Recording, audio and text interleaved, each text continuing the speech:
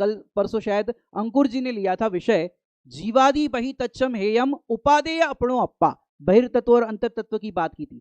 Just उसके बाद ही ये कलश आता है। आइए अपन पहले कलश का पाठ करते हैं। प्रीत्या प्रीति विमुक्त शाश्वत पदे, निशेषितो अंतर्मुख, निर्भेदोदित शर्म निर्मित विया, द्विम्बाकृतावात्मनि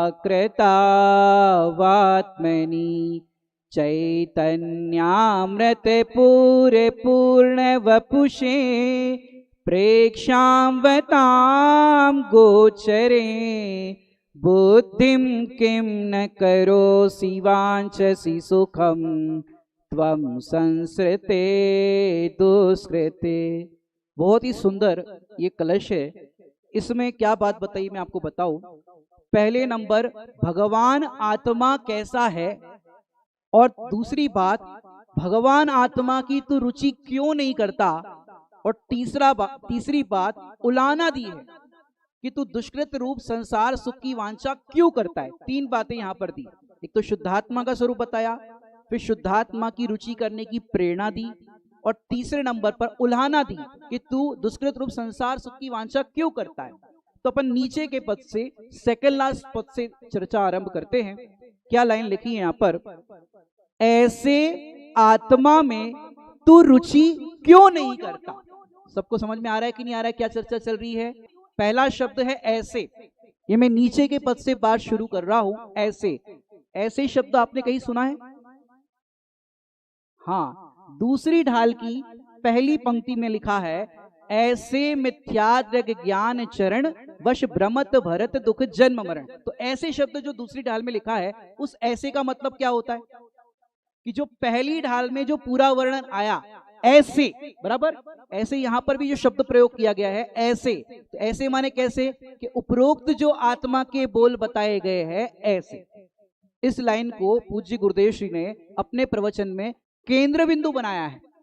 सारे बोलों को इस केंद्र बिंदु के इर्द गिर्द ही चर्चा की है गुरुदेव श्री ने।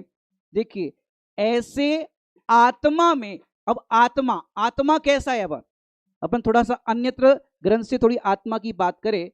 आत्मा कैसा है कि जो ध्रुव अचल अनुपम गति का आधार है, जिसको जानने पर स्व समयरूप वर्तन होता है, भूलने पर समयरूप वर्तन होता है, जो अकेला ही सुंदर है, जो अकेला ही सुखमय है, जिसको जानने पर काम भोग बंधन की कथा विलय को प्राप्त हो जाती है, जो संतों की अनुभूति का जनक है, जो प्रमत अप्रमत आदि गुण भेदों से पार है, अरे जिसको जानने पर शुद्ध केवली कहलाता है, अरे वो अनुभूति स्वरूप भगवान आत्मा आबाल गोपाल सबको स्वयं ही अनुभव में आ रहा है। ये पूरा आत्मा का वर्णन कहां से आया, ये समय सार जी की पहली गाथा से 17-18 गाथा को अपन ने देखा। तो यहां कहते ऐसे आत्मा में तू रुचि क्यों नहीं करता। क्या कह रहे हैं, ऐसे आत्मा में तू रुचि क्यों नहीं करता। जैसे अभी बाहर धूप है ना, अब कोई बाहर धूप में खड़ा हो और कहे बहुत गर्मी है गर्मी है गर्मी है, तो आप क्या कहोगे, भैया छाया में खड़े क्यों नहीं होते, पांडाल में आ जाओ ना। धूप में खड़ा और कहे गर्मी है गर्मी है, कोई कहे मेरा मुख बहुत कड़वा है, कड़वा है, कड़वापन लग रहा है, तो आप क्या कहोगे, अरे भैया मिश्री का सेवन क्यों नहीं करते। समझ में आ रहा है कि नहीं आ रहा है। ऐसे यहां पर कह रहे हैं, ऐसे आत्मा में तू रुचि क्यों नहीं करता। अब मैं एक प्रश्न करना चाहता हूं, क्या आप लोगों को आत्मा की रुचि है या नहीं। दोनों बच्चे आगे आ जाए, सिंगोली वाले, हाँ जी, यहां जल्दी फटाफट आ जाओ। क्या प्रश्न किया मैंने, आप लोगों को आत्मा की रुचि है कि नहीं है। हाँ जी या ना जी, आत्मा की रुचि है। अब ये पीछे कह रहे नहीं है, यहां से कह रहे है, अब किसकी बात माने।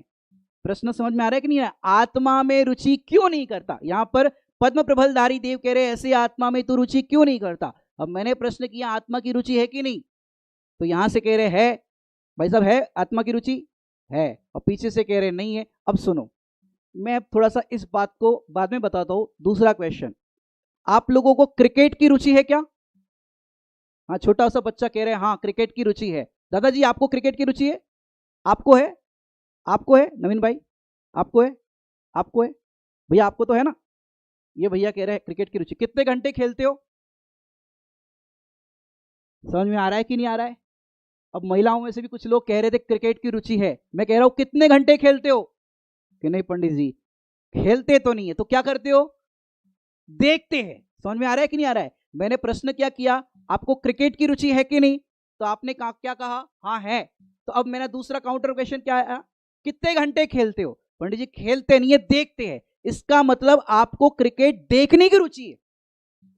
खेलने की रुचि अलग है, देखने की रुचि अलग है। ऐसे जैसे मैंने अभी पूछा, ऐसे आत्मा में तू रुचि क्यों नहीं करता? तो आत्मा की रुचि। अब मैंने पूछा आत्मा की रुचि है कि नहीं, तो आप क्या बोले? हाँ है। अब आत्मा की रुचि माने कौन सी रुचि? अब देखो कितने कितने उसके अंदर अंतर पड़ जाएंगे। आत्मा की रुचि माने आत्मा की चर्चा पढ़ने की रुचि, आत्मा की चर्चा सुनने की रुचि, आत्मा की चर्चा करने की रुचि। पर यहां पर जो पद्म प्रबलधारी देव कह रहे हैं वो कौन सी रुचि की बात कर रहे हैं? कौन सी रुचि की बात कर रहे हैं? पर द्रव्यंते भिन्न आप में रुचि सम्यक तो भला है। समझ में आ रहा है कि नहीं आ रहा है? यहां कौन सी रुचि की बात चल रही है? ऐसे आत्मा में तू रुचि क्यों नहीं करता? क्यों? यहां पर गुरुदेव जी के प्रवचन में लिया, श्रोता बीच में बोलते हैं ना कि ऐसे आत्मा में तू रुचि क्यों नहीं करता, तो गुरुदेव जी के प्रवचन में एक जन बोला, साहेब कर्म नड़े से। क्या नड़ता है? कर्म। अरे आत्मा की रुचि करने में तेरे को कर्म नड़ता है? कोई बाधक बनता है आत्मा की रुचि करने में? कि नहीं, आत्मा की रुचि करने में कोई तेरा बाधक नहीं है। तू स्वयं आत्मा की रुचि नहीं कर रहा है, तू स्वयं पुरुषार्थ नहीं कर रहा है। तुझे जगत को जानने की रुचि है, अन्य अन्य ग्रंथों में क्या क्या लिखा है, अन्य अन्य ग्रंथों को पढ़ने की रुचि है, पर आत्मा को पढ़ने की, आत्मा को समझने की रुचि नहीं है। इसलिए यहां पर करुणा करके पद्म प्रबलधारी देव कह रहे हैं, ऐसे आत्मा में तू रुचि क्यों नहीं करता? समझ में आ रहा है कि नहीं आ रहा है? बार बार करके पूजन प्रक्षाल करने की रुचि हो जाती, शाबाश, इतना किया तो शाबाश। लेकिन पूज्य कौन है, पुजारी कौन है, और ये अनादि काल से हमारा संसार क्यों चल रहा है? अरे जब पूजा करो तो हम पूजा करने क्यों आते भैया? पूजा करने क्यों आते? पूजा करते हो ना, पूजा करने क्यों आते? क्या क्या क्या करने आते पूजा? हाँ जी, सुखी होने के लिए। अच्छी बात है, सुखी होने के लिए। एक सुपार्श्वनाथ भगवान की पूजन है, उसकी जयमाला में 2 पंक्तियां जो कंटिन्यूस चलती रहती है ना पूजा में, अष्टक में, इतनी सुंदर बात वहां लिखी बड़े पंडित साहब ने, पूजा सुपार्श स्वामी ऐसी करूं तुम्हारी, हो तुम समान जिनवर भावी दशा हमारी। पूजा करने क्यों आते हैं? कि उनके समान हमारी भावी दशा हो, इसलिए आते। सच में ये जितने भी अनुष्ठान होते ये पंच कल्याणक में क्यों आए हो? कि नहीं यहाँ पर भोजन बहुत अच्छा है। कौन सा हलवा ज्यादा बन रहा है यहाँ पे? बादाम का हलवा। अरे बादाम का हलवा तो घर पे भी खा लोगे, लेकिन यहाँ जो तत्व की बात मिलती है, चाहे हमारा पूजन हो, विधान हो, चाहे यहाँ पर जो इंद्र सभा होती है, राजसभा होती है, विद्वानों के प्रवचन होते हैं, पूरा समय आपको शुद्धात्मा की बात मिलती है। ये शुद्धात्मा के सेवन करने की रुचि जगाने के लिए आए। ज्ञायक रस के रसिया ज्ञायक रस लेने आए हैं, पूजा का तो किया बहाना, स्वाध्याय का तो किया बहाना, ज्ञायक ध्याने आए हैं। किस लिए आए हैं? ज्ञायक ध्याने आए, इस आत्मा की रुचि करने के लिए आए हैं। यहाँ पद्म प्रबलधारी देव कह रहे हैं, ऐसे आत्मा में तू रुचि क्यों नहीं करता? ये अपने आप से पूछना है कि हमने और चीजों की रुचि की, इतना किया तो शाबाश, परंतु कह रहे ऐसे आत्मा की तू रुचि क्यों नहीं करता? अब वो कैसा है आत्मा, ये अपन उपरोक्त बोल से देखते हैं। पहला बोल, यहां पर पहली लाइन सबको याद हो गई? एक बार आप लोग दोहराएंगे, ऐसे आत्मा में। लगता है सबने भोजन नहीं किया, उपवास किया है क्या? फिर से एक बार, ऐसे आत्मा में। ये कुर्सी वालों की तो आवाज ही नहीं आ रही। ऐसे आत्मा में तू रुचि क्यों नहीं करता? Very good. अब अपन उपरोक्त बोलों की चर्चा करते हैं। पहला बिंदु है, पहला बोल है, जो प्रीति अप्रीति रहित है। क्या कहा? जो। अब जो देखो, शास्त्र की भाषा कहो या संविधान की भाषा कहो या आईपीसी की धाराएं कहो, वो सब थर्ड पर्सन की भाषा में लिखी होती। कौन से पर्सन में? Third person. जैसे आप कहीं पर पढ़ते भी हो ना कि भाई चोरी करने वाले को आईपीसी की धारा के तहत ये सजा होगी, मर्डर करने वाले को आईपीसी की धारा के तहत ये सजा होगी, ऐसा होता ना, जो करेगा उसको होगी, बराबर। ऐसे यहां पर जो शब्द आया ना तो क्या लगाना? मैं। जो प्रीति अप्रीति रहित है, तो मैं कैसा हूं? प्रीति अप्रीति रहित हूं। प्रीति का मतलब होता है राग और अप्रीति का मतलब होता है द्वेष। पंचोली जी, मैं कैसा हूं? राग द्वेष से रहित हूं। क्या बात कह रहे? राग द्वेष से रहित हूं कि हाँ तू राग द्वेष से रहित है। तो भी राग तो है, द्वेष तो है, ये सब बताया। राग द्वेष है, सब पता है, लेकिन यहां पर क्या बताया जा रहा है कि तेरे स्वरूप के तरफ से बात चल रही कि तेरा स्वरूप कैसा है? राग द्वेष से रहित है। और कब है? हर समय, त्रिकाल। ये भगवान आत्मा राग द्वेष से रहित है, क्योंकि आत्मा का स्वरूप बताया जा रहा है यहां पर कि मैं राग द्वेष से रहित हूं, मेरे अंदर राग द्वेष है ही नहीं। क्या कह रहे हैं? तुम जहां से देख रहे हो, देखो कहां बैठ करके बोल रहे हैं, ये समझना चाहिए। हम द्रव्य की ओर बैठ करके, द्रव्य के अंदर स्वरूप की ओर देख करके बोल रहे हैं मैं राग द्वेष से रहित हूं। जहां बैठ करके बोल रहे हैं, जहां देख करके बोल रहे हैं, वो समझना चाहिए मैं कैसा हूं? बोलो, राग द्वेष से रहित हूं। सचमुच अपने स्वरूप को देखो। तो जब अपने स्वरूप को देख करके हम कहेंगे मैं राग द्वेष से रहित हूं, कहना तो भाषा है, अनुभव करेंगे कि मैं राग द्वेष से रहित हूं, तो क्या होगा कि जैसा वीतराग भगवान, वीतरागी भगवान है ना, अभी कुछ देर बाद आपको भगवान के दर्शन होंगे, केवल ज्ञानी भगवान के दर्शन होंगे, पार्श्वनाथ भगवान को केवल ज्ञान प्रकट होगा।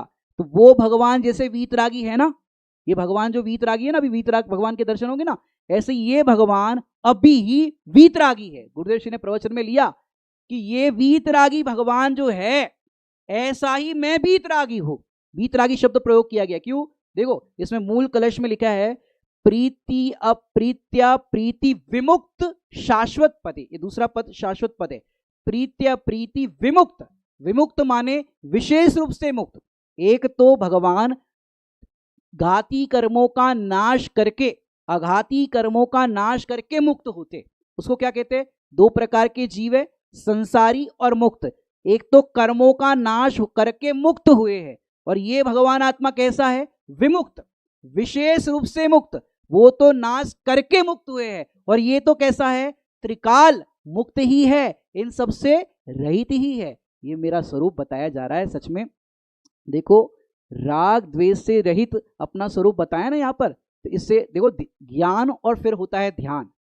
अपने स्वरूप का हुआ ज्ञान कि मैं राग द्वेष से रहित हूं, तो अब राग द्वेष से रहित स्वरूप अपना समझ में आया, तो फिर वहीं पर ध्यान हो गया। ज्ञान के बाद एक ही चीज का कंटिन्यूस होना, इसका नाम क्या है? ध्यान। तो वीतराग स्वरूपो हम राग द्वेष रहितो हम। बोलो ध्यान का हो गया कि नहीं हो गया सूत्र? तो ये वीतराग स्वरूप भगवान आत्मा राग द्वेष से रहित है। अब किसी को ऐसा हो सकता है कि भैया अभी कैसे राग द्वेष से रहित है, हमको तो कितना राग होता है, कितना द्वेष होता है, कितने कसाई के परिणाम होते हैं, हर समय राग द्वेष में ही लगे रहते हैं, और आप कह रहे हो राग द्वेष से रहित हो। कि भैया देखो, राग द्वेष से रहित हमारा स्वरूप जो है ना, अब देखो यहाँ थोड़ा सा ज्ञान की भाषा में समझाता हूं। आत्मा का स्वभाव क्या है? ज्ञान स्वभाव। कौन सा स्वभाव है? ज्ञान स्वभाव। जानना देखना हमारा स्वभाव है। अब राग जानने में आता है, क्रोध जानने में आता है, द्वेष जानने में आता है। क्या आता है? जानने में आता है। लेकिन अज्ञानी जीव क्या करता है? जो जानने में आया उसी को अपना स्वरूप मान लेता है। समझ में आया कि नहीं आया? गलती कहाँ हो रही है? इसके लिए मैं दृष्टांत देता हूं कि देखिए, और उसमें मूल टीका में भी, छठी गाथा की टीका में आया है, ज्ञान में गे कृत अशुद्धता नहीं होती। क्या बोला? ज्ञान में गे कृत अशुद्धता नहीं होती।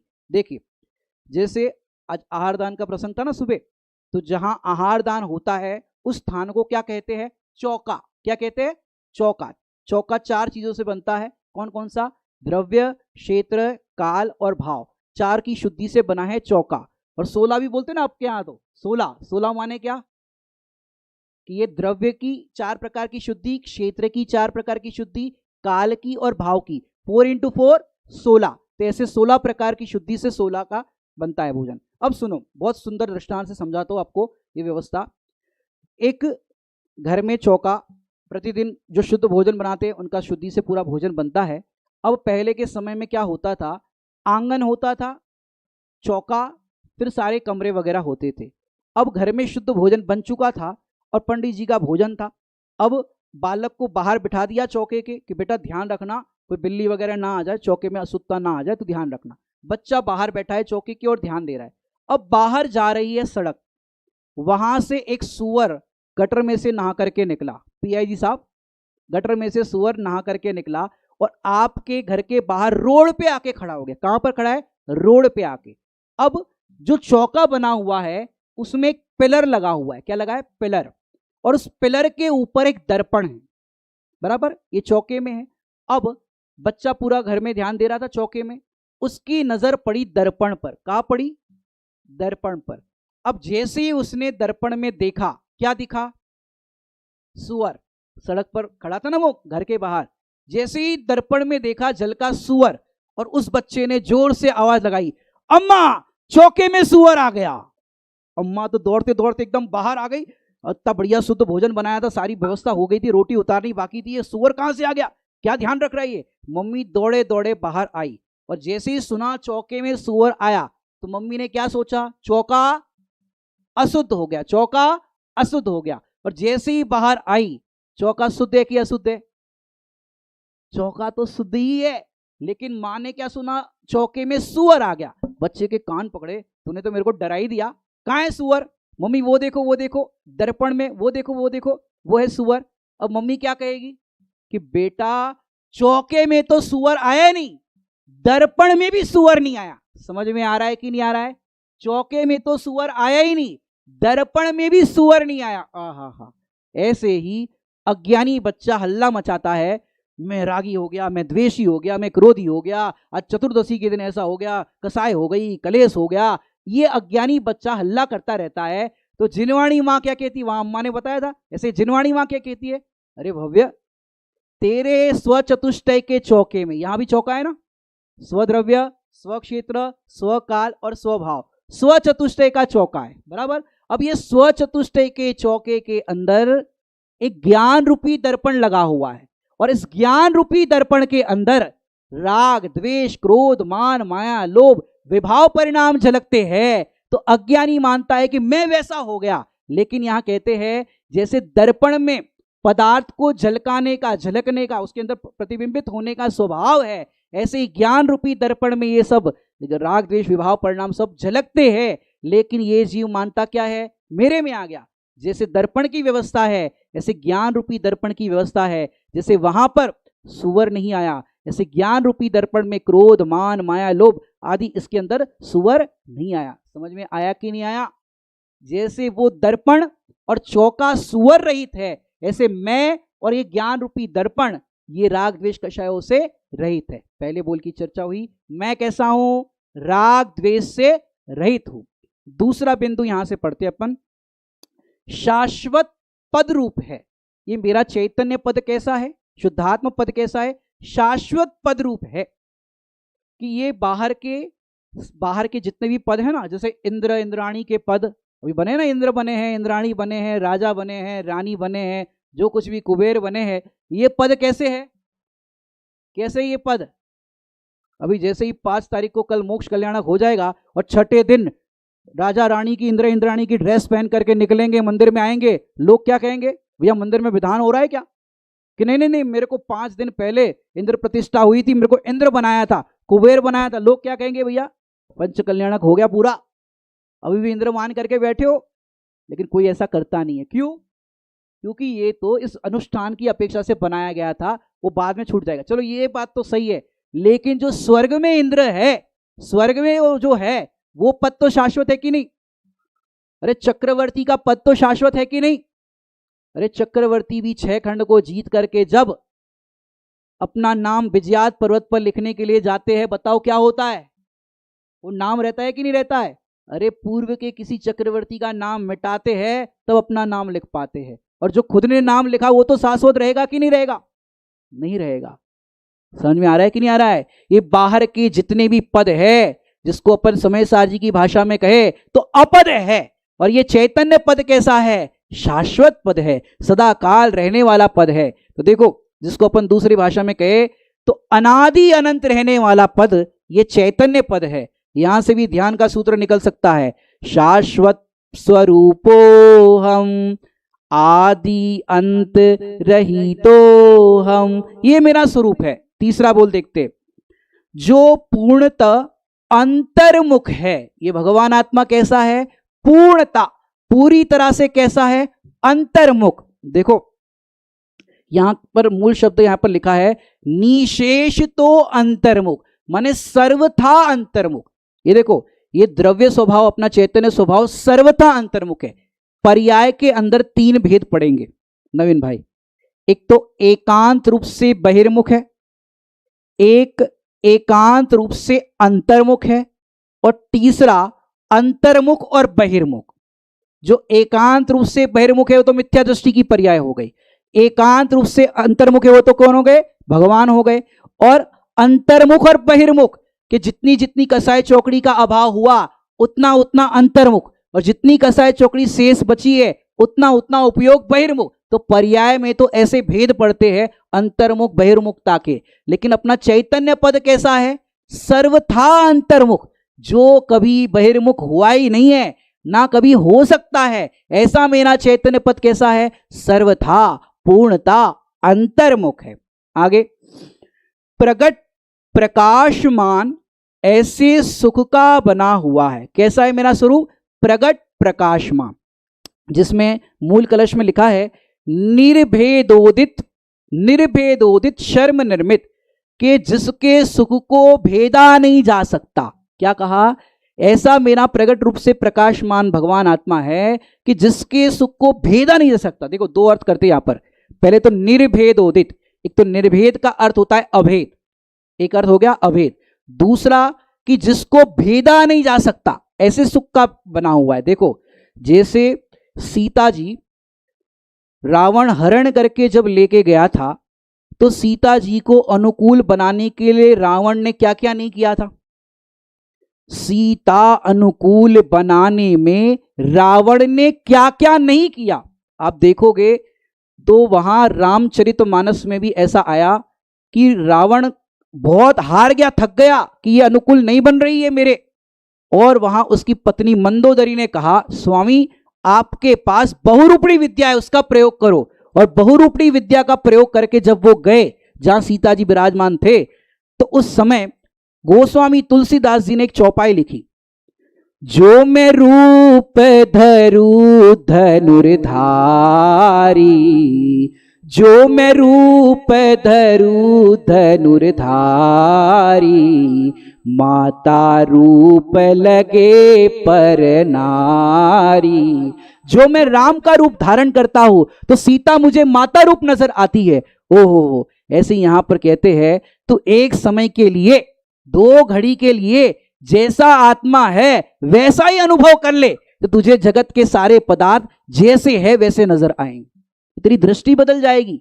तो जो कैसा है? निर्भेदोदित। मैंने देखो ये दृष्टांत क्यों दिया मैंने कि रावण ने अनेक उपाय किए सीता के शील को भेदने के लिए, लेकिन वो सारे उपाय, सारा प्रयत्न, सारे यत्न सीता जी के शील को भेद नहीं पाए। ऐसे ये भगवान आत्मा जो है वो कैसा है? निर्भेद, कि इसके आत्म स्वरूप को कोई भेद नहीं सकता। कैसा भी कर्म का उदय आ जाए तो भी ये आत्मा का स्वरूप जरा सा भी बदल नहीं सकता। जैसा आत्मा अनादि काल से है वैसा का वैसा आत्मा अनंत काल तक रहेगा। ये निर्भेदोदित।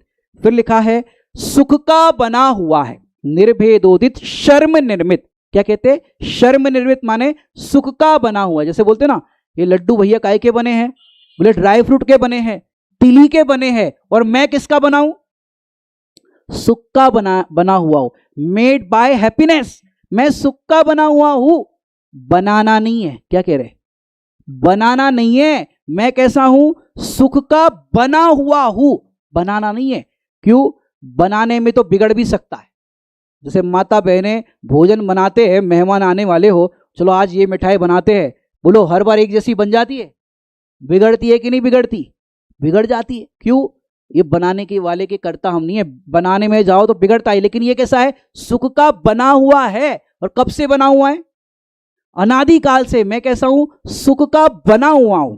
फिर देखिए क्या कहते हैं, सुख का बना हुआ, और प्रकट प्रकाशमान, ऐसे सुख का बना हुआ है। प्रकट प्रकाशमान माने देखो, प्रकाश दो तरह के होते, एक प्रकाश तो ऐसा है अकृत्रिम प्रकाश, और एक प्रकाश है कृत्रिम प्रकाश। अकृत्रिम प्रकाश दृष्टांत में देखो तो सूर्य का प्रकाश अकृत्रिम है, और ये जो झूमर लगे हुए लाइट का प्रकाश ये कैसा है, कृत्रिम। अभी लाइट चली जाएगी तो क्या होगा, अंधेरा हो जाएगा। सूरज में कुछ कर सकते हो, उसका प्रकाश वो अकृत्रिम है, ठीक है। अब इसमें क्या कहना चाहते हैं कि जब अकृत्रिम प्रकाश होता है तो कीड़े भागते हैं, और कृत्रिम प्रकाश होता है तो कीड़े आते हैं। समझ में आ रहा है कि नहीं आ रहा है। ऐसे ही यहां पर समझो कि यहां पर जो प्रगट प्रकाशमान है और उसका आश्रय करने पर सम्यक ज्ञान का प्रकाश होता है, वो कैसा प्रकाश है, अकृत्रिम प्रकाश है। बाकी एक क्षयोपशम ज्ञान का प्रकाश कैसा है, कि ये प्रकाश कैसा है कि जरा सा क्षयोपशम कम हो जाए ज्यादा हो जाए उसमें बदलाव हो सकता है, लेकिन ये भगवान आत्मा का जो प्रगट प्रकाशमान है, हाजरा हाजुर विद्यमान है, वो ज्यो का त्यों एक जैसा रहता है। तो प्रगट प्रकाशमान ऐसी सुख का बना हुआ है। फिर आगे कहते हैं जो आकाश के समान अकृत है। अकृत माने जिसको किसी ने बनाया नहीं है। आकाश को किसी ने बनाया, आकाश को जैसे किसी ने बनाया नहीं है, ऐसे इस भगवान आत्मा को किसी ने बनाया है कि इसको भी किसी ने बनाया नहीं। तो ये कैसा है, अकृत। जैसे नंदीश्वर द्वीप 8वां द्वीप कहलाता है, उसको किसने बनाया है, किसी ने नहीं बनाया। 8वां द्वीप जो है ना नंदीश्वर, किसी ने नहीं बनाया। और 8वें नय का विषय, परम शुद्ध निश्चय नय का विषय भगवान आत्मा, इसको किसी ने बनाया है कि इसको भी किसी ने बनाया नहीं है। तो जैसे आकाश है वो अकृत है, किसी ने बनाया नहीं है, ऐसे भगवान आत्मा भी कैसा है, अकृत है। फिर आगे कहते हैं चैतन्यामृत के पूर से भरा हुआ जिसका स्वरूप है। क्या कह रहे हैं, चैतन्यामृत, चैतन्य रूपी अमृत से भरा हुआ जिसका स्वरूप है। देखो आत्मा का स्वरूप कह रहे भरा हुआ। 2 प्रकार के नए प्रवचन सारजी में आए हैं, शून्य नय और अशून्य नय। सुना होगा सबने, स्वाध्यायी लोगों को मालूम होगा। उसमें दृष्टांत दिया, और एक तारण स्वामी जी का ग्रंथ भी है शून्य स्वभाव, शून्य स्वभाव नाम का ग्रंथी है। तो वहां पर क्या बताया शून्य स्वभाव कि देखो शून्य ने अशून्य ने पहले समझाता हूं। उसमें दृष्टांत दिया रत्नों से भरा हुआ जहाज, और एक दृष्टांत दिया सूना घर। क्या दृष्टांत दिया, सूना घर। अब रत्नों, दोनों दृष्टांत आत्मा के लिए बताया। भगवान आत्मा रत्नों से भरे हुए जहाज के समान है, अर्थात अनंत गुणों से भरा हुआ है, बराबर। अब भगवान आत्मा भरा हुआ है कि खाली है, भरा हुआ है कि खाली है, अरे ऐसा थोड़ी ना चलेगा, खाली भी है। किससे खाली है, राग द्वेष क्रोध मान कषाय शरीर, ये सब बाहर की व्यवस्थाएं जो है ना, इससे खाली है।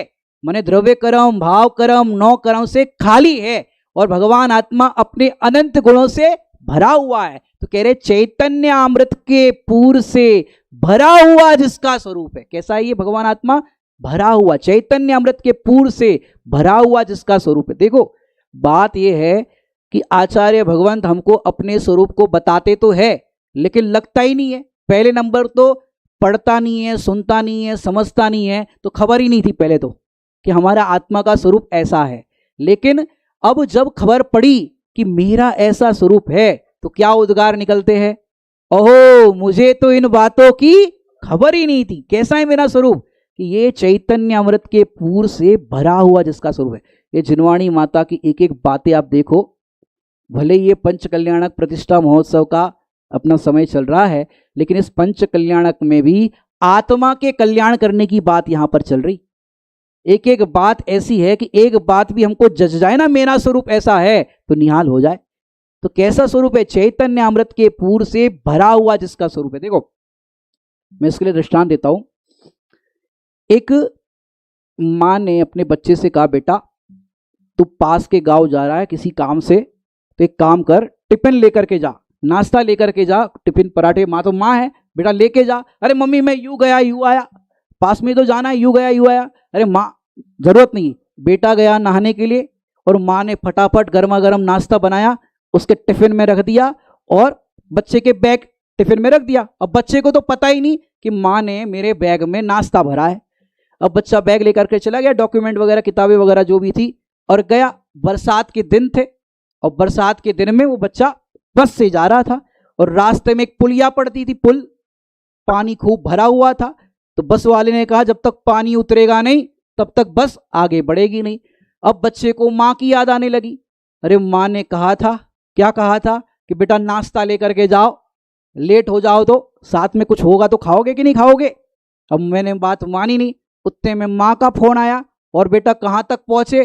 अरे माँ वो पुलिया तक पहुंचाऊ, अब वो 2 घंटे लग जाएंगे पानी उतरने में। कह रहे अब समय बर्बाद हो गया मेरा, आप सही कह रही थी नाश्ता लेकर के जाओ, मैंने आपकी बात मानी होती तो अच्छा होता। अब माँ क्या कहेगी, बोलो माँ क्या कहेगी। जैसे एक आपने अभी अपने आत्मा के स्वरूप की चर्चा चल रही ना, बड़े पंडित साहब ने भी एक रचना लिखी, अपना स्वरूप।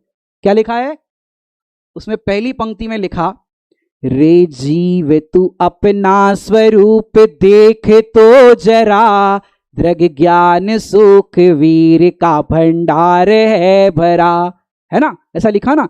ऐसे यहां मां कहेगी, एक बार बैग खोल के देख तो जरा, क्या कहा, एक बार बैग खोल के देख तो जरा, गर्मा गर्म मन पसंद नाश्ता भरा। ऐसे जिनवाणी माता हमें क्या कह रही है, रे जीव तू अपना स्वरूप देख तो जरा। अरे देख तो सही, ये भी बना गर्मा गर्म वहां नाश्ता भरा था ना, ऐसे ये भगवान आत्मा भी कैसा है, चैतन्य अमृत के पूर से भरा हुआ है। अपने आप को कम मत समझो।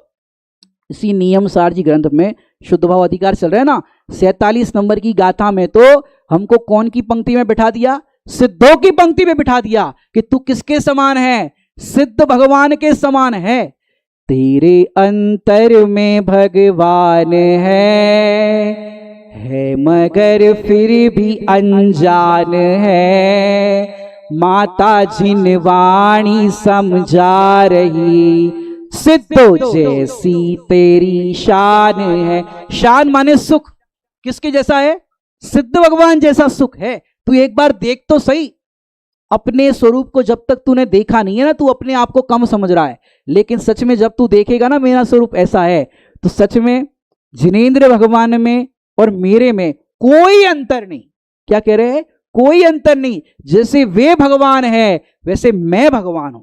बात बात पे लोग जरा इधर से उधर चले गए, बैठते कुर्सी में, हे भगवान हे भगवान। बड़े पंडित साहब एक बार बोले, बस हे भगवान करोगे, हूं भगवान नहीं बोलोगे, मैं भगवान नहीं बोलोगे।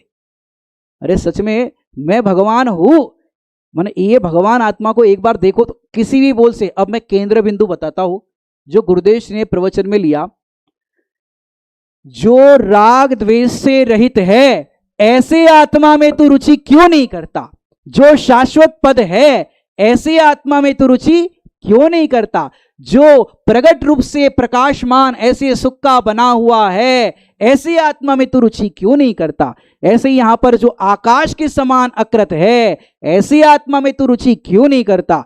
और फिर चैतन्यामृत के पूर से भरा हुआ जिसका स्वरूप है ऐसे आत्मा में तू रुचि क्यों नहीं करता। माने देखो, किसी भी बोल से आत्मा की रुचि हो जाए तो कार्य हो जाए। आचार्य देव की तो, पद्म प्रबलधारी देव की तो करुणा है कि किसी भी पद से तुमको आत्मा नजर में आ जाए। ये आत्मा का स्वरूप अलग अलग ढंग से हर जगह बताते। देखो तो ऐसे चैतन्यामृत के पूर से भरा हुआ जिसका स्वरूप है। आगे लिखते हैं, विचारवान चतुर पुरुषों के द्वारा अनुभूत है। क्या कहा, विचारवान। ये विचार शब्द बहुत इंपॉर्टेंट है।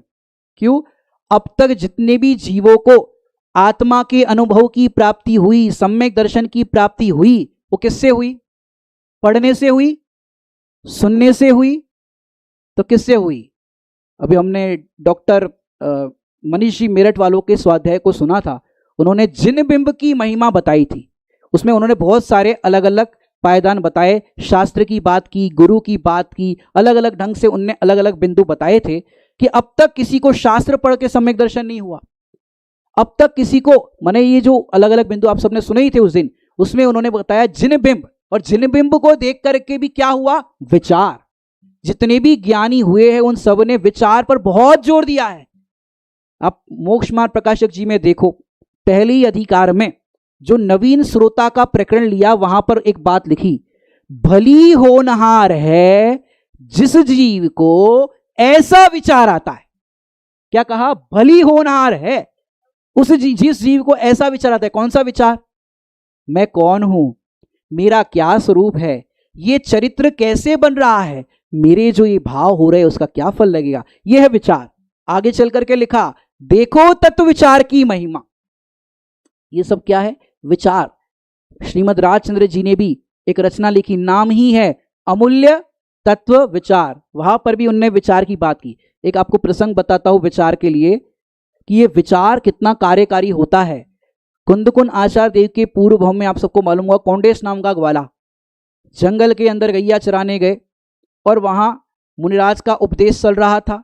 सब बैठे थे वहां पर सुन रहे थे, वो भी पहुंच गया। वहां पर वाणी में आया कि सभी जीव भगवान है। गुरुदेव श्री का भी है ना, बधा भगवान छो ने बधा भगवान था। तो वहां पर आया सभी जीव भगवान है और भगवान बन सकते। इतना उस ग्वाले ने सुना, कौंडिस ग्वाले ने।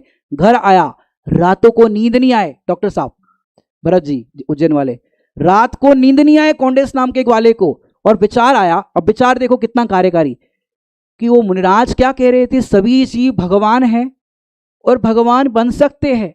यदि मैं भगवान बन गया तो गैया कौन चराएगा, अरे गाय भी तो भगवान है। विचार चलता रहा, सोचो। और फिर कहानी बतानी नहीं मुझे, मैं बता रहा हूं विचार कि कैसे ये विचार आते हैं। हमको कभी विचार आया रात में, मैं कौन हूं, मेरा क्या स्वरूप है? अरे ये विचार सच में भली होनहार होती है, उनको ये विचार आता है। तो कह रहे किनको, विचारवंत चतुर पुरुषों को, चालाक को नहीं। चतुर, चतुर माने ज्ञानी, ज्ञानियों को अनुभूत है। विचारवंत ज्ञानियों को अनुभूत है। तो विचारवंत चतुर पुरुषों के द्वारा गोचर है, अर्थात ऐसे आत्मा का अनुभव होता है। विचार कर, विचार तो पाम। श्रीमद जी का भी ना, कर विचार। बड़े पंडित साहब की आप स्वाध्याय सुनते होंगे तो प्रवचन जैसे ही पूरा होता है तो क्या आता है उद्गार, विचारना।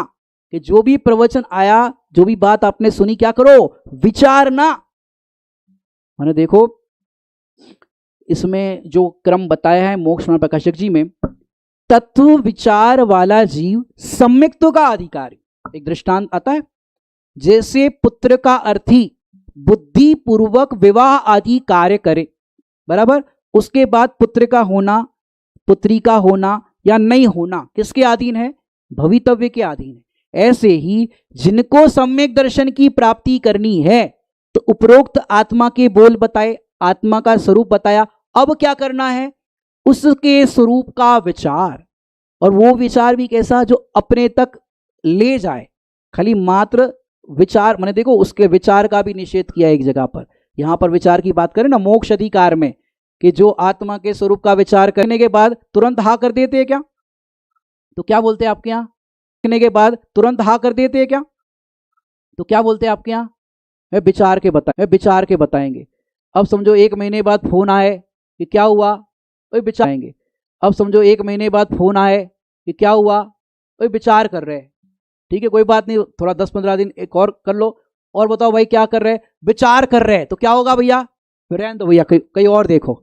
दुकान में साड़ियां देखी और 3-4 साड़ी अलग कर दी, 5-7 अलग कर दी, अब फिर विचार कर रहे हैं ये ले कि ये ले। दुकानदार क्या कहेगा, अरे निर्णय करो कौन सी लेनी। समझ में आ रहा है कि नहीं? लौकिक में भी मात्र विचार करते रहो तो कार्य नहीं होता है, विचार के बाद निर्णय। क्यों, निर्णय में उपयोग लगाना ही पहला पुरुषार्थ है, निर्णय करना। इसलिए गुरुदेव श्री के मांगलिक में क्या आया, तू परमात्मा है ऐसा नक्की कर, तू परमात्मा ऐसा निर्णय कर, तू परमात्मा ऐसा अनुभव कर। ये बात है, समझो। तो ऐसे विचारवंत चतुर पुरुषों के द्वारा अनुभूत है। फिर वही केंद्र बिंदु, ऐसे आत्मा में तू रुचि क्यों नहीं करता। कई लोगों को ऐसा भी लग सकता है कि जब से पंच कल्याणक शुरू हुआ है तब से आत्मा आत्मा, भगवान आत्मा, पूजा में देखो तो आत्मा, प्रवचन पंडित जी सुनाए तो आत्मा, इंद्र सभा राजसभा हो तो आत्मा, हर जगह आत्मा आत्मा करते रहते हैं। इनके पास कुछ और नहीं है क्या? अरे भैया, एक बार ये आत्मा शब्द जो सुन रहे हो ना, पहले नंबर तो ये आत्मा की चर्चा सुनना भी बड़ी दुर्लभ बात है।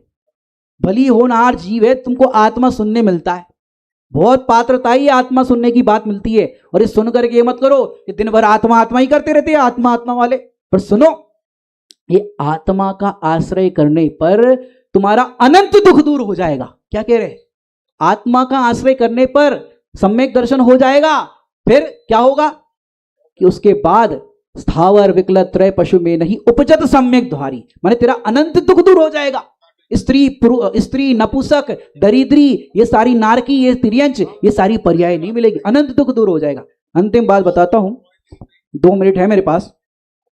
एक जैन साहब किसी केस में फंस गए, जेल जाना पड़ा, कोर्ट में सुनवाई होनी थी, कौन सी सजा हो, समझो मर्डर का केस था, जबरदस्ती किसी ने फंसा दिया, हो जाता है कभी पाप के उदय में किसी के ऊपर आ जाता है। अब वहां वकील साहब एक जैन थे, उनको पता चला कि एक साधर्मी है और किसी ने फंसा दिया है। जैन साहब उनके पास गए, बोले मैं तुम्हारा केस लड़ूंगा, मैं तुम्हें बाइज्जत बरी कराऊंगा, खाली मैं कहूँ ऐसा करना पड़ेगा। बोले हाँ साहब बोलिए क्या करना पड़ेगा, मेरे घर वाले बहुत परेशान हो रहे हैं, दूर दूर से रिश्तेदारों के फोन आ रहे हैं कि वे जेल में है, वे जेल में, क्या करूं। बोले जैन साहब एक काम करो, जब कोर्ट में सामने वाला वकील आपसे कुछ भी कहे तो आपको कहना है म्याऊं। क्या बोलना है? इतना बोलना है, और कुछ नहीं बोलना है। कुछ भी कोई भी बोले इतना बोलना है म्याऊं। बोले ठीक है साहब, इतना तो बोल सकते। कोर्ट में केस चला, बोले साहब ये मर्डर वेपन से आपने उसको माना था। बोले म्याऊं। क्या आपकी आपसी रंजिश थी? बोला म्याऊं। जितना भी पूछा जाए तो बोलता था म्याऊं म्याऊं म्याऊं। तो जज साहब बोले अब मैं अपना केस की सुनवाई माने निर्णय पे जा रहा हूं, और कुछ तुम्हें कहना है? बोले हाँ साहब। बोले बोलो म्याऊं। अरे यार क्या है। जज साहब बोले तमाम गवाहों और सबूतों को मद्देनजर रखते हुए जिसको आप पकड़ करके लेके आए हो उसका ऊपर का माला खाली है, और ऊपर का माला खाली हो, मानसिक संतुलन ठीक नहीं है, इसको मानसिक सुधार के लिए सुधार केंद्र में भेजा जाए, बाइज्जत बरी। अंदर अंदर इतना आनंद आया, रोम रोम पुलकित हो जाए जब सजा से हम बच जाए, और बहुत आनंद आया। बाहर आ गया, बड़ा प्रसन्न होकर के आया, और वहां वकील साहब को बहुत थैंक यू कहने लगा। परिवार वाले भी बहुत मिले, सब बढ़िया बात हुई। जैन साहब वो वकील साहब बोले और भैया आप तो ठीक हो गए? बोले हाँ साहब आपका बहुत बहुत उपकार, मेरी फीस लाओ। बोला मैं आऊं। तो वो वकील साहब बोले मेरी बिल्ली मेरे से मैं आऊं? बोले साहब जब इतनी बड़ी फांसी की सजा से बच गया एक म्याऊ शब्द का आश्रय करने पर, तो तुम्हारी फीस क्या चीज है? समझ में आ रहा है कि नहीं आ रहा है? अरे तुमको ये आत्मा आत्मा लग रहा है ना, पूजा में आत्मा, ये स्वाध्याय में आत्मा, विधान में आत्मा, ये तुम्हारे राज्यसभा इंद्र सभा में आत्मा, हर जगह आत्मा आत्मा। अरे एक बार तुम स्वीकार करो कि मैं आत्मा हूं, ये देह से न्यारा चैतन्य भगवान आत्मा हूं, राग द्वेष से रहित हूं, ये जितनी भी चर्चा की द्रव्य कर्म भाव कर्म 9 कर्म से रहित हूं।